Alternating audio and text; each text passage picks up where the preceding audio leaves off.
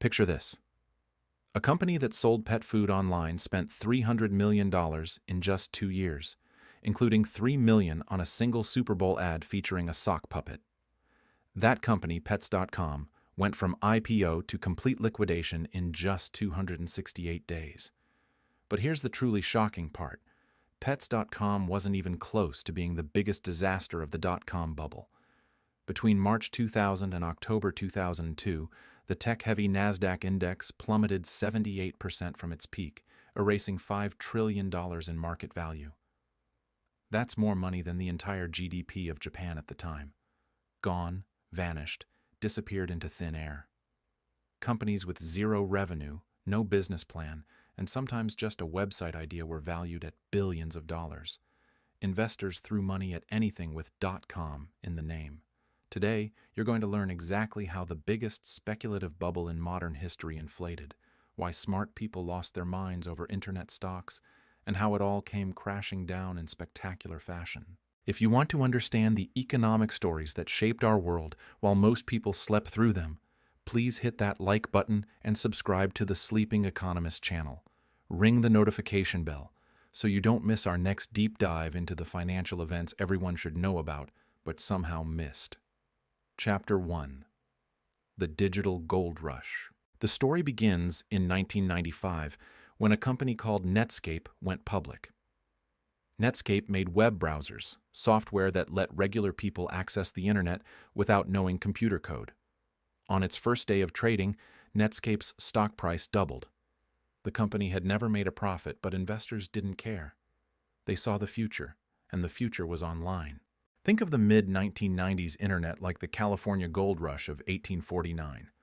When gold was discovered at Sutter's Mill, hundreds of thousands of people dropped everything and rushed west, convinced they'd strike it rich. Most found nothing but dirt. The dot-com boom followed the exact same pattern, except instead of picks and shovels, people were buying computer stocks. The foundation for this madness was actually built on something real. The internet was revolutionary technology. By 1995, only about 16 million people worldwide used the internet. By 2000, that number exploded to over 400 million. Companies like Amazon, founded in 1994, showed that you could sell products online. Yahoo proved you could organize the internet's information. eBay demonstrated that strangers would buy and sell to each other through a website. But here's where rational thinking ended and fantasy began. Investors started believing that traditional business rules no longer applied. Profits didn't matter anymore. Revenue was optional. All that counted was eyeballs. How many people visited your website? The theory went like this. Get millions of users first. Figure out how to make money from them later. This thinking created a new vocabulary. Companies talked about burn rate, how fast they spent investor money. A high burn rate was actually seen as good because it meant you were growing fast. First mover advantage became the holy grail. Being first in your market was supposedly worth any price. Monetization would come later, whatever that meant. Investment banks and venture capitalists poured gasoline on this fire. They realized they could take any company with a website public and make enormous fees. The process worked like this. Find a 25-year-old with an internet idea, give them millions in venture capital, help them spend it on Super Bowl ads and fancy offices, then take the company public before anyone asked hard questions about the business model. The media amplified everything. CNBC, CNN, and new financial websites treated the stock market like a sport. CEOs became celebrities. 20-something founders graced magazine covers. Everyone knew someone who got rich buying internet stocks. Your neighbor quit his job to day trade. Your hairdresser gave stock tips. Chapter 2. The Insanity Escalates. By 1999, the dot-com boom transformed into complete insanity. Companies discovered a magic trick. Just add .com or the letter E to your name and watch your stock price soar. A company called Books A Million saw its stock jump 1,000% in 1 week simply by announcing a website update. Not a new website, just an update to their existing one. The numbers became surreal. Priceline, the travel website where you could name your own price for airline tickets, reached a market value of nearly $10 billion despite losing $142 million that year. At its peak, Priceline was worth more than United Airlines, Continental Airlines, and Northwest Airlines combined. Think about that. A website that sold airline tickets was valued higher than the actual airlines that owned the planes. This brings us to the infamous Super Bowl of 2000, now known as the dotcom Super Bowl. 20 dotcom companies bought advertising spots at over $2 million per 30-second commercial. Pets.com's sock puppet became a celebrity. Computer.com paid millions just to remind people they existed. Our beginning.com, a wedding website, spent 60% of its entire funding on 3 Super Bowl ads. Most of these companies would be dead within a year. The venture capital ecosystem went into overdrive. Sand Hill Road in Silicon Valley became the most important street in global finance. Venture capitalists threw money at anyone with a PowerPoint presentation and a domain name. The average time from founding to IPO collapsed from 7 years to sometimes just months. Here's a perfect example. Cosmo.com promised free 1-hour delivery of DVDs, food, and magazines in major cities. No delivery fees, no minimum order. You could order a single candy bar, and they'd bike it to your apartment. The business model made no sense. They lost money on every single delivery. But investors valued the company at $280 million because it was building market share. The stock market reflected this insanity. The NASDAQ Composite Index, heavy with tech stocks, rose from under 1,000 points in 1995 to over 5,000 points by March 2000. That's a 400% increase in 5 years. Traditional value investors like Warren Buffett were mocked as dinosaurs who didn't get it. Buffett's Berkshire Hathaway stock actually declined in 1999, while money-losing internet companies soared. Everyone became a stock market genius. Taxi drivers gave tips on which .com to buy. College students day traded between classes. Office workers quit stable jobs to become full-time traders. Online brokers like E-Trade ran ads suggesting that truck drivers could retire at 30 by trading stocks from their laptops. The message was clear. Only idiots weren't getting rich from internet stocks. Chapter 3. The music stops. The end began on March 10, 2000, though nobody realized it at the time.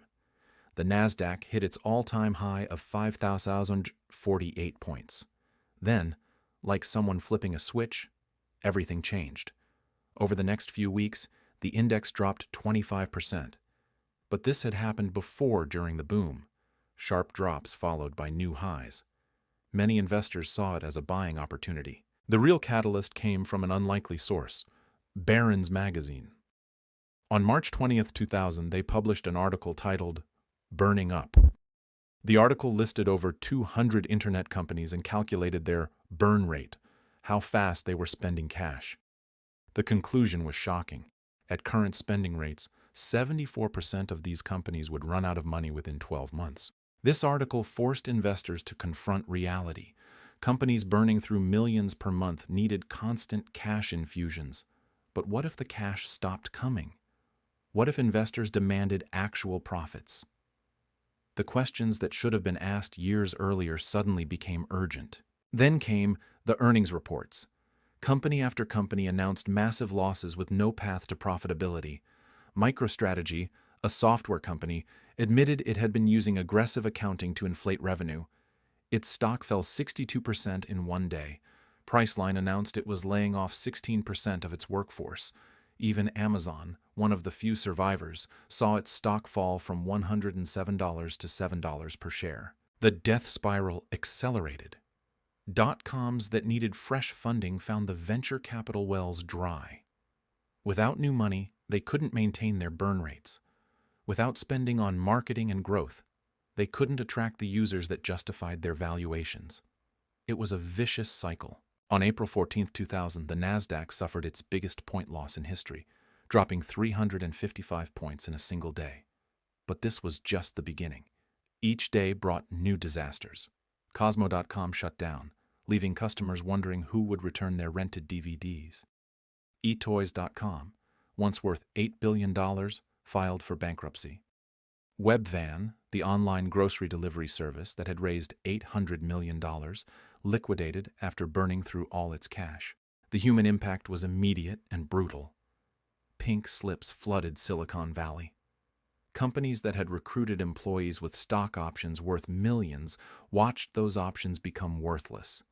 Office parks that couldn't find space for all the startups suddenly sat empty. The Aeron chair, that $1,000 symbol of dot-com excess, flooded the used furniture market as companies liquidated. Chapter 4. The Trillion-Dollar Massacre. The numbers from the dot-com crash remain staggering even today.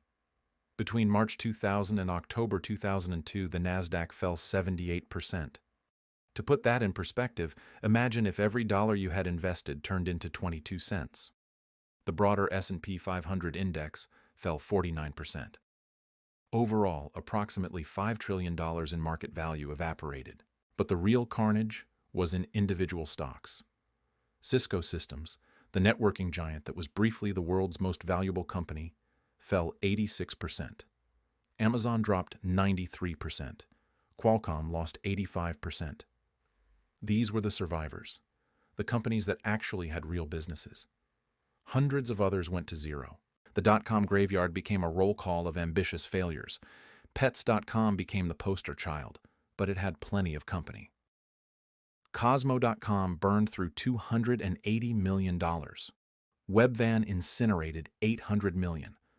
eToys.com went from an $8 billion valuation to bankruptcy. Boo.com, a fashion site, spent $188 million in just 6 months before collapsing. The government response was swift but controversial. Federal Reserve Chairman Alan Greenspan, who had warned about irrational exuberance back in 1996, slashed interest rates from 6.5% to 1%. This prevented a complete economic collapse, but created new problems. The cheap money that was meant to cushion the dot-com crash would later fuel the housing bubble. Congress held hearings. Investment banks faced scrutiny for hyping stocks they privately called garbage. Merrill Lynch paid $100 million to settle charges that its analysts misled investors. The most famous case involved Henry Blodgett, a star analyst who publicly recommended stocks while privately calling them piece of junk in emails. New regulations emerged. The Sarbanes-Oxley Act of 2002 required CEOs to personally certify their company's financial statements.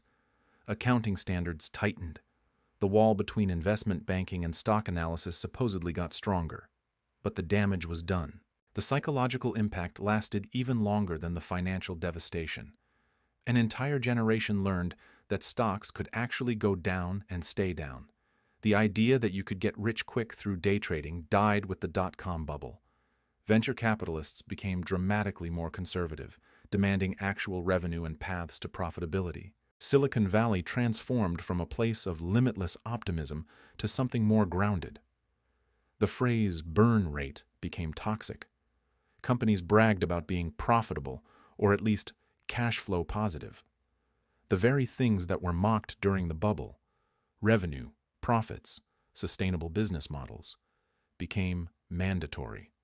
Chapter 5. Phoenix from the Ashes. The dot-com crash didn't kill the internet. It killed the fantasy version of the internet. What emerged from the wreckage was something more powerful and sustainable. The companies that survived the crash became the titans of the modern economy. Amazon is the perfect example. Jeff Bezos had always focused on long-term growth over short-term profits, but he also built a real business with actual revenue. When Amazon's stock fell from $107 to $7, Bezos didn't panic. He used the crash to hire talented engineers fleeing failed startups. Today, Amazon is worth over $1 trillion. Google went public in 2004 after the crash, with a crucial difference from the dot-com era IPOs. Google was actually profitable. The company had figured out how to monetize those eyeballs through targeted advertising. Their success proved that internet companies could make real money, not just promise future profits that never arrived. The crash also created buying opportunities for the companies that survived. When the bubble burst, real estate in Silicon Valley became affordable again. Talented engineers became available. Advertising rates plummeted. Companies with cash could build sustainable businesses without the insane competition from funded rivals with no business model. New business models emerged that actually made sense. Instead of selling pet food online at a loss, companies found ways to leverage the internet's unique advantages. Netflix started by mailing DVDs, eliminating the real estate costs of video stores. Facebook connected college students, then gradually expanded. These companies grew organically rather than trying to dominate markets overnight. The venture capital industry transformed completely. The spray and pray approach of funding hundreds of companies hoping one would hit big gave way to more thoughtful investing. Due diligence became real again. Venture capitalists started asking hard questions about revenue models and paths to profitability from day one. The crash also democratized technology. As equipment from failed startups flooded the market, the cost of starting an internet company plummeted. You no longer needed millions just for servers and infrastructure. This enabled the next generation of startups to begin in dorm rooms and garages again, not expensive Silicon Valley offices. Perhaps most importantly, the crash taught entrepreneurs and investors the difference between a good idea and a good business. Having a website wasn't enough. You needed to solve real problems for real customers who would pay real money. This lesson seems obvious now, but it was revolutionary after the dot-com era's build it and they will come mentality. Chapter 6. The lessons we keep forgetting. The dot-com bubble offers timeless lessons that every investor should remember, yet we keep forgetting them with each new generation. The most important lesson is this: when everyone believes making money is easy, disaster is approaching. The dot-com bubble wasn't unique. It followed the same pattern as every bubble throughout history. From tulip mania in 1637 to today's speculation in artificial intelligence and cryptocurrency. Here are the warning signs that appeared before the dot-com crash and keep appearing before every bubble bursts. First, new vocabulary emerges to justify why traditional valuation methods don't apply. During the dot-com era, it was eyeballs and first-mover advantage. Today, with AI companies, you hear about artificial general intelligence and exponential scaling. With crypto, it's DeFi and Web3. When new jargon replaces fundamental analysis, be careful. Second, everyone becomes an expert.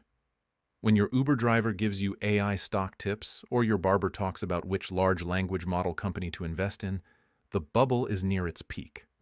Markets top out when there are no more buyers left. Everyone who could be convinced to invest already has. Third, quality stops mattering. During the dot-com bubble, companies with no revenue received higher valuations than profitable businesses.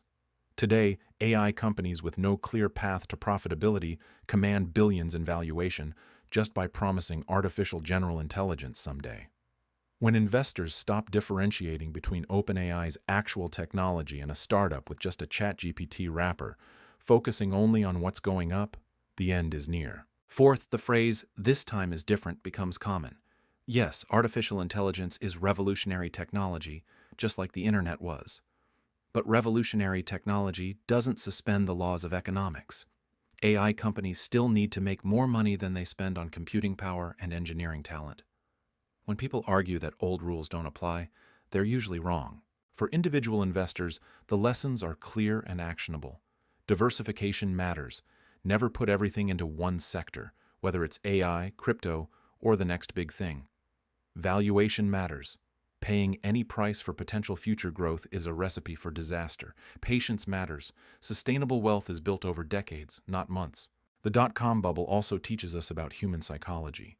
Fear of missing out drives more bad investment decisions than any other emotion. When everyone around you is getting rich from Nvidia stock or Bitcoin, at least on paper, it's nearly impossible to stay rational. But the best investors are those who can resist the crowd. Finally, the crash reminds us that capitalism is cyclical. Booms and busts are features, not bugs. The excess of the dot-com era funded the infrastructure that makes today's internet economy possible. The fiber optic cables laid by failed companies carry Netflix streams today. Similarly, today's AI bubble, if it is one, might fund breakthroughs that transform society. But that doesn't mean every AI company will survive or that current valuations make sense. Understanding these cycles helps you prepare for them. Look at the parallels. Just as adding .com to a company name boosted stocks in 1999, adding AI to a press release boosts valuations today. The pattern will be the same: rational beginning, irrational excess, inevitable crash, and eventual recovery. If stories like this, where we uncover the economic events that shaped our world while most people weren't paying attention, fascinate you, please like this video and subscribe to the channel because we're just getting started with these financial educational mysteries.